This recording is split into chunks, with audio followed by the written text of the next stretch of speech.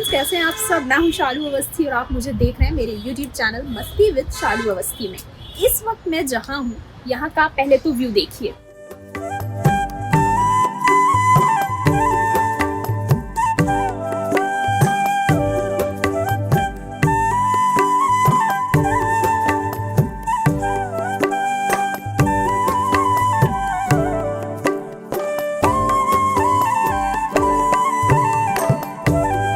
तो देख लिया आपने, ये एक ऐसी जगह है जो कि दिल्ली से 5 घंटे की दूरी पर है और यहाँ पे दिल्ली के मुकाबले टेम्परेचर 10 से 15 डिग्री कम है।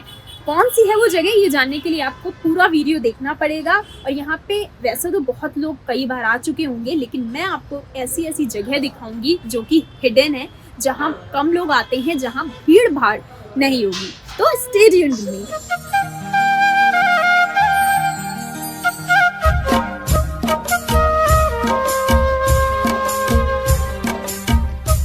हेलो माय यूट्यूब फैमिली, कैसे हैं आप सब। इस बार मैंने अपना बर्थडे उत्तराखंड की वादियों में मनाया। जी हाँ, इस बार मैं गई थी नैनीताल। और अगर सही आइटिनरी आप प्लान करें तो आप कुछ ही दिनों में बहुत ज्यादा चीजें घूम सकते हैं। तो मैंने तो यहीं से तैयारी कर ली थी और अपनी 3 दिन की आइटिनरी तैयार कर ली थी। तो सबसे पहले हम पहुंचे दिल्ली से काठगोदाम, जो कि सिर्फ 5 घंटे का रास्ता है। काठगोदाम के बाद मैंने अपनी कैब बुला ली थी और रास्ते में नैनीताल की वादियां देखते हुए, बादल देखते हुए मैं पहुंच गई अपने होटल। हमने होटल भवाली में लिया था। भवाली एक ऐसी जगह है जहां से सारी चीजें बहुत पास है। आप अगर वहां से मुक्तेश्वर जाना चाहते हैं तो वो भी पास है, नैनीताल पास है, और तो और वहां से कैची धाम सिर्फ 8 किलोमीटर की दूरी पर था। तो सबसे पहले दिन होटल पहुंचने के बाद हमने थोड़ा रेस्ट किया, वहां के टेरेस देखा जो कि बहुत ही खूबसूरत था। उसके बाद हम निकल गए नैनीताल के मॉल रोड घूमने, जहां से हमने कुछ शॉपिंग भी की, नैना देवी के दर्शन किए और मॉल रोड से कई सारी शॉपिंग की। वहां बारिश हो रही थी तो हमने रेनकोट और छाता भी खरीदा।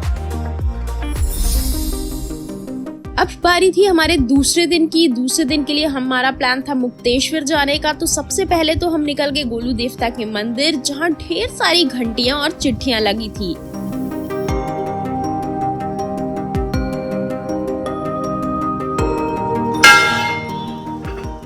इस वक्त हम हैं मुक्तेश्वर के गोलू देवता के मंदिर में, जिन्हें न्याय का देवता भी कहा जाता है। और आप देख सकते हैं यहाँ पे लोग छोटी छोटी घंटियाँ बांध के गए हैं, यानी जो भी उनकी मुरादें हैं वो मान के गए हैं। और कहा जाता है यहाँ पे वो मुरादें पूरी भी होती हैं। और आप ये देख सकते हैं छोटी छोटी चिट्ठियाँ भी हैं। लोगों ने अपनी मुराद और जो मनोकामना है वो यहाँ लिखा हुआ है और ये मान्यता है कि वो यहाँ पे पूरी होती है।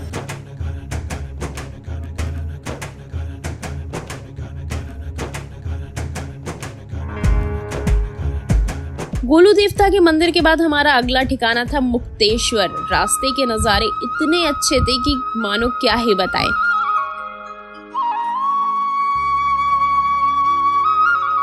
इस वक्त हम लोग नैनीताल से मुक्तेश्वर के रास्ते में हैं और आप ये देख सकते हैं कि मैं हूँ टी गार्डन में। अगर आपने अपनी लाइफ में अब तक टी गार्डन नहीं देखा है और आप नैनीताल आ रहे हैं तो यहाँ जरूर आइए, क्योंकि लोग नैनीताल आते हैं, नैनी झील, नैना देवी मंदिर, बोटिंग, तमाम चीजें करते हैं, लेकिन वो यहाँ नहीं आती क्योंकि ये अभी भी हिडन प्लेस है। तो ये देखिए, ये है उत्तराखंड टी डेवलपमेंट बोर्ड जो है वो इसके संरक्षण करता है। और यहाँ पे ये पूरा टी गार्डन है, जहाँ पे जो यहाँ की लोकल चाय है वो लगती है। और यहाँ पे छोटे छोटे दुकान भी हैं। अगर आप लोकल चाय खरीदना चाहते हैं थोड़ा सा टेस्ट बदलने के लिए तो यहाँ से खरीद भी सकते हैं। और काफ़ी अच्छा व्यू है फोटोज़ के लिए, वीडियोज़ के लिए। तो अगर आप नैनीताल आ रहे हैं तो यहाँ ज़रूर आइए।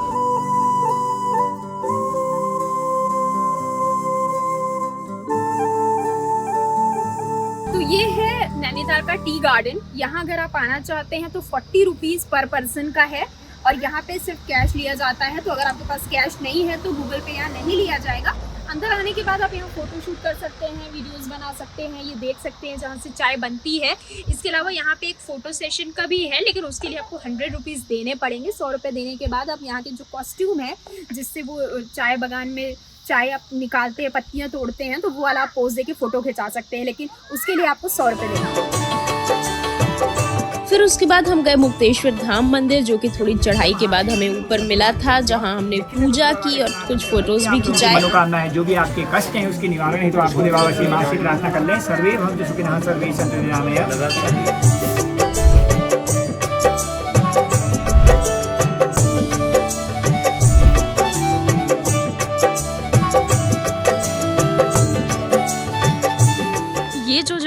हम आपको दिखा रहे हैं, ये चौकी की जाली का रास्ता है और कहा जाता है कि जिनकी संतानें नहीं होती हैं वो यहाँ पे आती हैं और वो जो जाल बना है उसे पार करती हैं।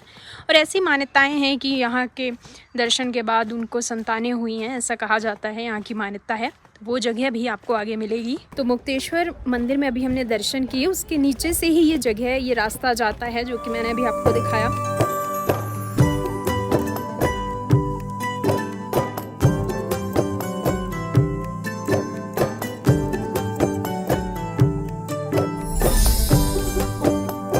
इसके बाद अब आ चुका था हमारा डे 3 और हमने पहले से ही प्लानिंग कर ली थी क्योंकि इस दिन था मेरा बर्थडे कि हम जाएंगे कैची धाम और करेंगे बाबा नीम करोली के दर्शन। तो हमारा सफर शुरू हो गया था, सुबह ही हम तैयार होकर निकल गए थे दर्शन के लिए। तो सबसे पहले हम पहुंच गए कैची धाम, क्योंकि मंडे था तो हमारे दर्शन बहुत इजीली हो गए। बहुत ही अच्छा नजारा था, वहाँ जाके बहुत अजीब सी एक शांति मिली थी। जन्मदिन के दिन अपने दिन की शुरुआत करने इससे अच्छा और क्या हो सकता है। मेरे साथ यहाँ पे हैं यहाँ के लोकल विनय जी, आइए उनसे बात करते हैं। अपनी गाड़ी लेके आ रहे हैं तो पार्किंग भवाली में ही करें या नैनीताल में अपनी गाड़ी पार्किंग करें, यहाँ से सिकल सेवा चलती है उस पे चले, क्योंकि जाम पूरे 2-3 किलोमीटर तक रहता है। आप लोगों से हाथ जोड़ के निवेदन है, और अपनी गाड़ी लेके आए तो अपनी गाड़ी पार्किंग में लगाएं, सबसे बड़ी बात यह है। और बाकी बाबा जी के आशीर्वाद से आप सभी लोग कभी भी यहाँ पे आ सकते हैं। दर्शन आप चाहे लाखों की संख्या में आइए, यहाँ पे दर्शन आपको होंगे। आपको एक बार जन्मदिन की बहुत बहुत बधाइयाँ। Thank you so much. तो अगर आप आ रहे हैं यहाँ पे तो भवाली में ही रुके, यहाँ से सिर्फ 8 किलोमीटर दूर है और आप देख सकते हैं पीछे व्यू आ रहा है नीम करोली धाम का। तो यहाँ पे आ रहे हैं तो जैसे कि विनय जी ने बताया किन बातों का ध्यान रखना जरूरी है, उन बातों का ध्यान जरूर रखिए। और आगे स्टे ट्यून्ड विद मी, मैं आगे आपको और भी बहुत चीज बताने वाली हूँ। उसके बाद फिर हम गए नौकुचिया ताल, जहाँ हमने बोटिंग भी की। वहाँ का भी नजारा बहुत खूबसूरत था। नौकुचिया ताल में बोटिंग करने के बाद हम निकल पड़े हनुमानगढ़ी की ओर। कहा जाता है कि यहाँ नीम करोली बाबा आया करते थे और विश्राम करते थे। यहाँ दर्शन करने के बाद हम निकल पड़े भीमताल, जहाँ हमने थोड़ा रेस्ट किया क्योंकि बोटिंग तो हम कर चुके थे और यहाँ हम देखने लगे नजारे। इसके बाद हमारा 3 दिन की ट्रिप खत्म हो गई थी और हम निकलने वाले थे अपने स्टेशन, लेकिन उससे पहले हमें लग रही थी भूख, तो हम वहीं पे एक रेस्टोरेंट में गए जहाँ पे व्यू बहुत ही अच्छा आ रहा था। और हमने अंदर नहीं, हमने कहा हम बाहर खाएंगे ओपन रूफ रेस्टोरेंट में। हमने वहाँ खाना खाया और साथ ही साथ व्यू का मजा लिया और फिर हम निकल गए काठगोदाम वापस से दिल्ली की ओर।